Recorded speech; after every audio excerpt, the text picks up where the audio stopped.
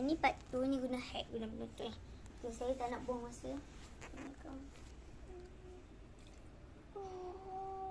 Sampai takat ni je. Sekejap. Kita perlukan air sikit.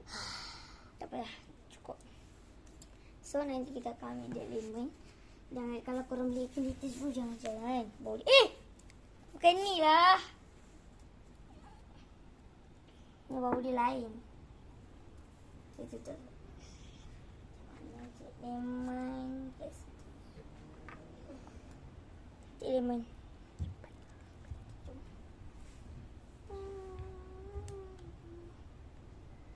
Berapa? Dah. Okey.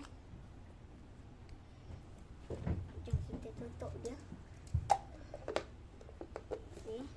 Saya nak ajar korang cara nak buka lampu dia. Okay, jaga-jaga. Nanti kalau kena kepala korang sakit, ingat lenten ni berbahaya. Ni, korang tekan ni. Cakap besi. Takut untuk takutlah kanak-kanak umur 4 tahun. Saya pun tak boleh lah main-main lenten ni.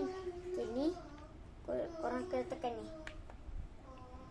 Butang belah kiri. Ni butang belah kanan. Kau nak tahu merah ni ada 2 jenis warna. Satu merah boleh tukar lampu, satu merah tak ada tukar lampu. Macam ni boleh tutup dia balik. Ni. Korang tengok merah ni, nanti dia akan tukar warna. Jadi bila masa dia boleh tukar warna. Lambat sikit lah, nak tunggu. Bye-bye. Yang ni video part 2 tau. Jangan lupa subscribe. Ni nampak ada tukar warna. Cantik kan? Korang janganlah lupa. Kalau di ZMI sini pun boleh. Kita try.